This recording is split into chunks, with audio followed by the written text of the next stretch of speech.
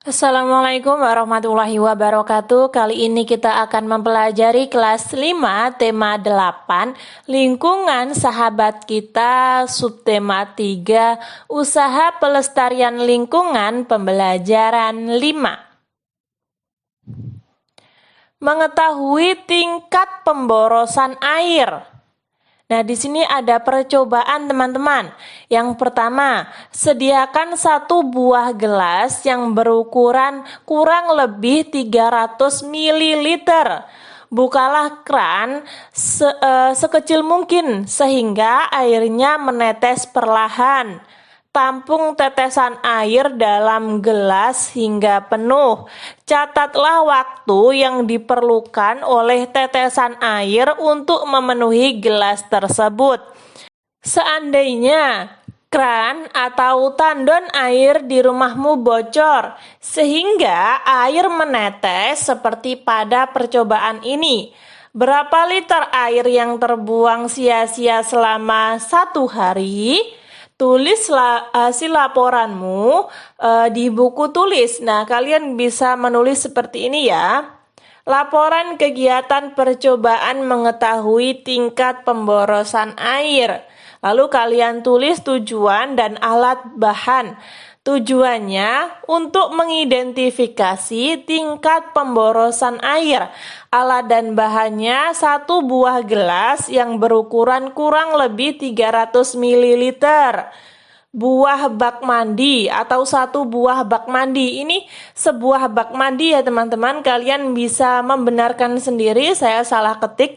Sebuah bak mandi atau tampungan air. Setelah itu kalian tulis langkah-langkahnya. Langkah-langkahnya seperti yang ada pada halaman 125. Ini bisa kalian tulis di buku tulis kalian masing-masing ya. Karena di buku tematik ini tidak ada tempat untuk menuliskan laporan hasil percobaan. Setelah langkah-langkah, kalian tulis hasil percobaannya dan kesimpulan. Ternyata gelas penuh dalam waktu sekitar setengah jam saja. Jika kebocoran air selama 24 jam, maka akan ada 48 gelas air yang akan terbuang sia-sia. Dari pengamatan yang telah dilakukan dapat disimpulkan bahwa banyak sekali pemborosan air yang terjadi di sekitar kita. Dari jumlah air yang terbuang dapat kita ketahui tingkat pemborosan air. Kurang lebih seperti itu. Lalu percobaan di atas telah menunjukkan pemborosan air yang sering terjadi di lingkungan rumah tangga. Dari jumlah air yang terbuang, kamu dapat memperkirakan pemborosan yang terjadi, bukan? Sekarang, apa tindakanmu untuk menghemat pemakaian air? Penghematan air. Amatilah penggunaan air di rumahmu. Air digunakan untuk mandi, mencuci pakaian, memasak, dan mencuci piring. Berapa banyak air yang digunakan di rumahmu setiap hari? Walaupun hingga saat ini air selalu tersedia di alam, tetapi kita harus menggunakan air secara bijak. Menghemat penggunaan air sangat bermanfaat, terutama jika air diperoleh melalui pompa air listrik atau yang biasa kita sebut PDAM. Semakin sering kita menghidupkan pompa tersebut, semakin besar tagihan listrik yang harus kita bayar. Demikian juga jika kita menggunakan air dari PDAM. Semakin banyak air yang kita pakai, tagihan air per bulannya juga semakin besar. Mungkin kamu dapat membayangkan tentang pemborosan air. Ayo berdiskusi. Diskusikan dengan teman-teman kelompokmu mengenai tindakan pengamatan air yang dapat kalian lakukan. Di sini saya menyebutkan beberapa saja ya. Sebenarnya banyak sekali tindakan-tindakan penghematan air. Di sini saya hanya menyebutkan 6 saja. Mematikan air jika tidak digunakan, mempersingkat waktu mandi, mandi dengan shower, tidak mandi dengan gayung atau bak mandi, mematikan keran ketika cuci tangan. Ini maksudnya ketika mencuci tangan, kita kan biasanya pakai sabun ya. Ketika kita meratakan sabun, itu sebaiknya keran dimatikan. Lalu ketika kita ingin membilas, barulah keran dinyalakan kembali. Mengurangi konsumsi pemakaian barang yang menyedot air. Pakai sedikit deterjen untuk mencuci. Kurang lebih seperti itu. Ketika teman-teman ingin menambahkan juga tidak apa-apa. Ini ada pada halaman 126 yang paling bawah. Setelah itu, pada nomor 2, selanjutnya buatlah buket berisi cerita ajakan untuk melakukan tindakan penghematan air. Lengkapi cerita dengan gambar yang mendukung. Perhatikan langkah-langkah pembuatan gambar cerita. Nah, ini bisa kalian tulis di buku gambar kalian masing-masing ya, cara menghemat air. Ini mempersingkat waktu mandi dengan shower, mematikan keran ketika cuci tangan, mengurangi konsumsi pemakaian barang yang menyedot air, pakai sedikit deterjen untuk mencuci. Jadi kalian gambar lalu kalian sertakan tulisan di sampingnya. Seperti ini ya. Ini soal nomor 2 dan nomor 3. Nah, seperti ini. Lalu langkah-langkah membuat gambar cerita. Kemarin kita sempat mempelajari tentang gambar cerita, gambar yang memuat sebuah cerita.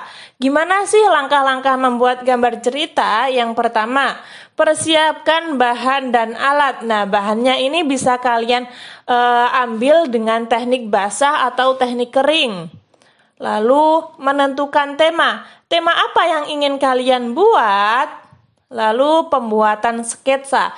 Nah, sketsa itu seperti ini ya teman-teman. Jadi gambar yang belum diwarnai atau gambar yang masih dengan pensil. Yang keempat, menyelesaikan gambar dari beberapa sketsa yang dibuat. Dapat dipilih satu yang menurutmu paling baik, kemudian sempurnakan dengan menghapus garis-garis yang tidak perlu dan menambah garis atau coretan yang dirasa perlu agar gambar tampak lebih hidup. Jika sudah mantap, warnai gambarmu dengan rapi. Kamu dapat mewarnai dengan teknik basah atau teknik kering. Pewarnaan dengan teknik basah menggunakan cat air, cat minyak, dan tinta. Sebaliknya, pewarnaan dengan teknik kering menggunakan pensil warna, krayon, dan oil pastel. Lalu, ayo berkreasi, buatlah sketsa gambar cerita berdasarkan tema yang telah kamu tentukan pada pembelajaran 2. Nah, sketsa itu awalnya seperti ini ya. Kalau di tempat kalian mungkin seperti gambaran dari pensil belum diwarnai. Nah, nantinya kalian warnai jadi seperti ini. Ini silahkan kalian buat sketsa ya di buku gambar masing-masing.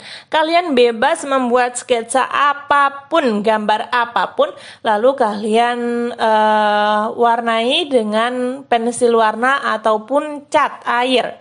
Seperti ini. Ini ada pada halaman 128.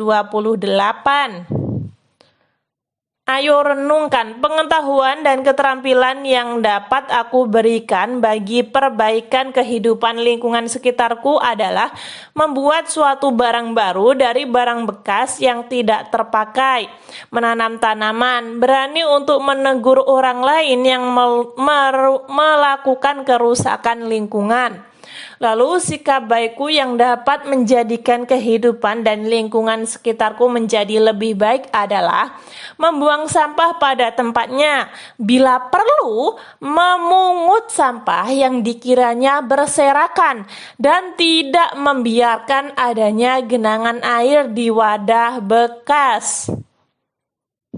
Ini ada pada halaman 129 ya. Tindakan yang dilakukan keluargaku untuk menghemat air bersih di rumah adalah, ini bisa kalian sesuaikan dengan keluarga kalian masing-masing, dengan rumah kalian masing-masing. Di sini saya menyebutkan 10, namun ketika kalian terlalu banyak, kalian bisa pilih 5 di antaranya. Ini ada pada halaman 130. Nah, mengurangi siraman atau mungkin bisa menyiram tanaman dengan air bekas cucian beras. Nah, itu juga bisa ya. Selamat mengerjakan. Ketika teman-teman ada saran, masih kurang paham, atau mungkin saya salah ketik, salah pengucapan, kalian bisa tulis di komentar agar saya bisa memperbaikinya. Semoga bermanfaat. Wassalamualaikum warahmatullahi wabarakatuh.